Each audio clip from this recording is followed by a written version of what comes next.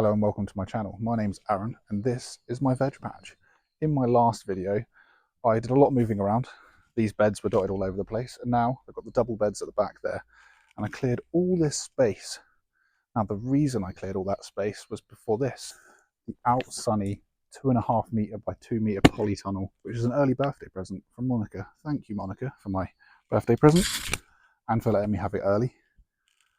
Just going to start by unboxing it really. Only got about 4.5 hours until it gets dark, so I really better crack on with this. Let's start by unboxing it.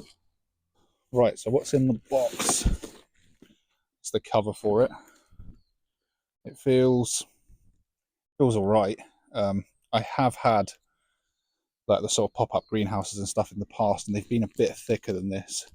I'm hoping it will last a couple of years at least. The problem with this size is that they don't make covers for it. So if anybody from Outsunny's watching, can you start making covers for this size? Because it means I'd have to buy a whole another polytunnel.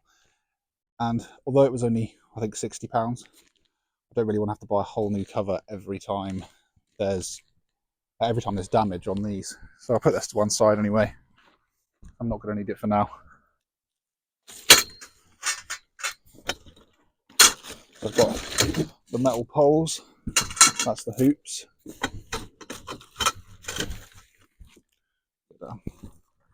On some of the reviews on this on Amazon, people were saying it was like tent poles. But I think it's a bit heavier gauge than that, to be honest. You know, it's not the strongest feeling metal in the world, but it's stronger than people are giving it credit for, I think. From what I can see, if you don't reinforce them, then they will break. You need to reinforce them, which is a shame really, because you'd have thought if you bought a product that was strong enough to withstand at least a bit of wind. But if you find the product on Amazon, there is lots of people and with their pictures of their completely twisted frames after the first bit of strong wind that we've had. So I have got things in place which I'm going to do to reinforce it. Stay tuned and you'll see what that is, but I'm going to reinforce it the best I can, hopefully get a few years out of it. Get this bag out, it's stuck. Alright, so it comes with the poles. It comes with these ones here, which are like the extra support poles. Let's see what's in this bag, shall we? So it comes with a couple of tie ropes and some pegs. I won't be using these because they will do absolutely nothing to stop the wind carrying this away. But I've got some pegs, which, you know, I'll stick around in the ground sheet somewhere probably. I might even use this to hang my tomatoes on, but I will not be using it to tether this down.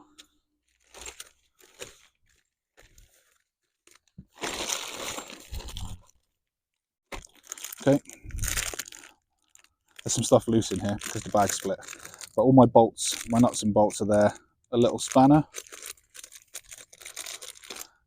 tiny little spanner, and an Allen key. I think these are to plug the end of the poles that will be on the ends. But I'm going to tape those anyway, because that's the other thing that I've seen happen to people's polytunnels. The poles rub through. So I'm going to be sticking some duct tape or something like that on the ends of them, just to give them a smoother edge really.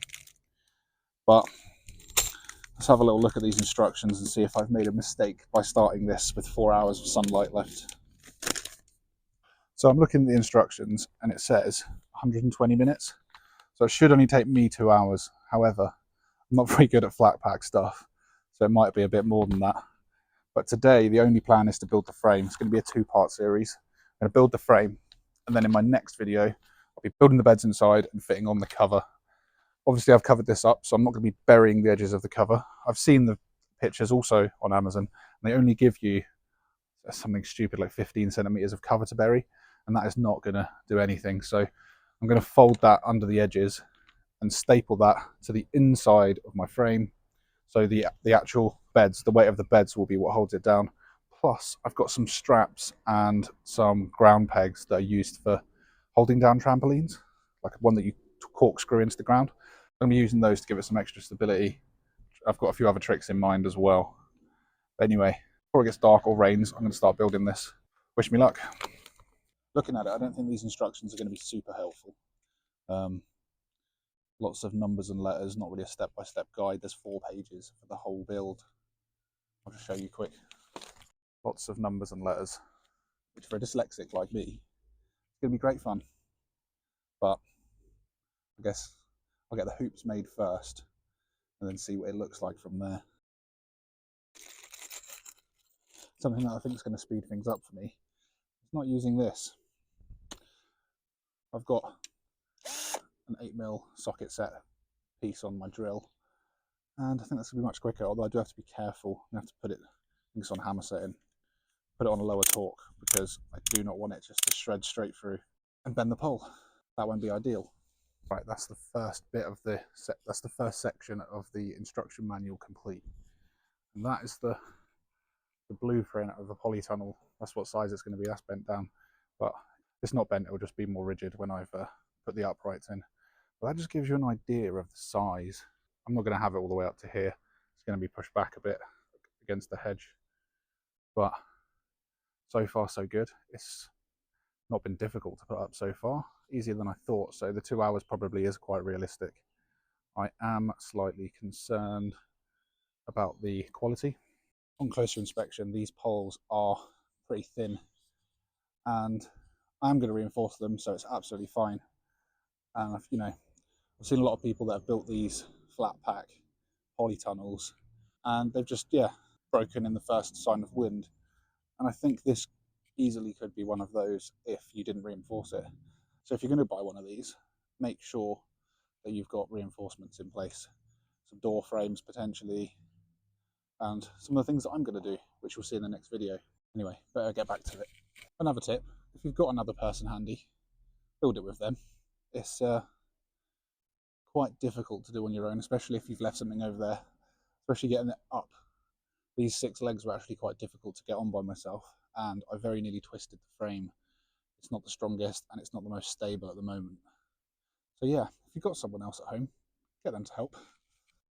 Lining these holes up isn't the easiest, I've got to say that much. Doesn't help that I'm doing this on fairly uneven ground, to be honest, but if you've got 2 people, use 2 people. To be fair, Monica is in the house, but I'm too cool to ask for help, aren't I? I'm glad I got the ground sheet down first. This would have been a nightmare on mud and sticks. I'd have definitely lost something then. I've just put that bolt on, but there's the side braces to go on still. Bloody idiot. I take it off. One of the problems I'm having is this garden's on a slope. So as soon as I let go, it all wants to lean towards me. Maybe I can prop it with something.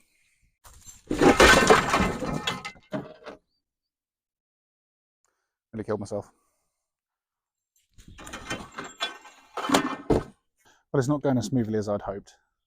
However, it's getting there. And you just have to prioritise stuff sometimes. In what order you're going to do things. There is instructions, but it doesn't tell you what order to do anything. Saw a thing the other day, post, and it said, good way of dealing with stress. Just asking yourself, what's important now? And I do actually use that quite often when I'm at work. I make myself a list, and it's just prioritising what is important now. The fact that I've just knocked a bolt out that I've just took 10 minutes getting in, or that I'm at home in my garden, it's sunny, and I'm going to have a polytunnel. Side note, I only gave 2 of these, which I think is a bit stingy, because it means the back 2 supports are going to be braced, but not the front 2. And I think all those people on Amazon whose tunnels have collapsed, that didn't support it in all fairness, but it's a product that should be able to support itself. And I think maybe if they didn't cheap out on that bit there, that might have helped. Just went inside quickly to put a belt on, because that is important now. You don't want to see my bum. Actually got a nice surprise putting that belt on. I've recently been eating a bit healthier, and I managed to lose a stone, which is quite a lot. In just a few weeks, really. And when I put the belt on, there's a nice little surprise that I had to use a hole on the belt that I haven't used for a while. So, small victories. I'll be a shadow of the man I am now, come summer. Right, that's the frame built. I've got one nut and bolt left, which means I've either missed something somewhere or they've given me a spare, which I think is probably the case. Hopefully the case. I must say, now it's all up, it is considerably more stable. Only time will tell how it goes. It's taken me a lot less than 2 hours. I mean, the 2 hours includes getting the cover on, but I can't see that taking very long.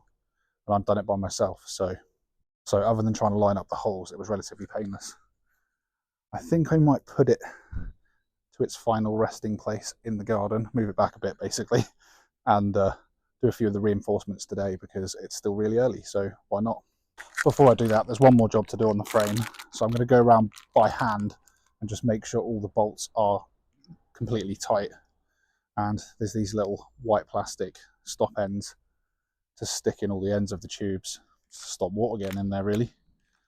So I'll do that first, and then I'm going to move it to its final resting place. I'm so glad I didn't do this on just the day floor, and I've got the ground sheet down, made it so much easier. It's supposed to be 2 meters tall. I'm 6'1". I guess it probably is about 2 meters. Those feet around the edge, I think you're supposed to bury as well. So if you did bury those, I don't think it would be 2 meters. So 2 meters must be including those. But because I'm building mine on the surface, that shouldn't affect things too much. Anyway, let's get those last bits done, and then I'll move it to where I want to move it, and then I'll get with some of the first reinforcements. Oh, and they've given me one plastic plug extra as well. Thanks. I'd rather have had the extra supports, to be honest, but thanks, Outsunny. Right, so the first thing I'm going to do is I've got this 2.5 meter metal cane. This I actually only just thought of.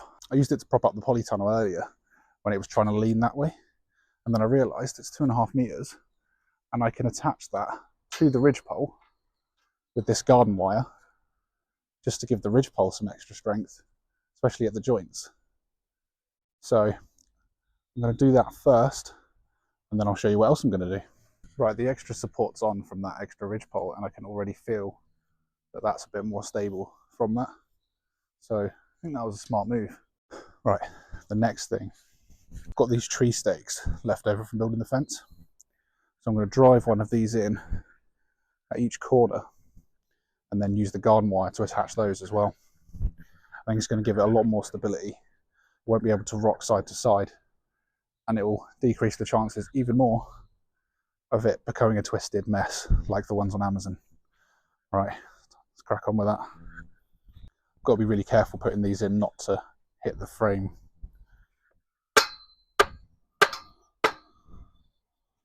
I'll start at a slight angle just to get through the plastic.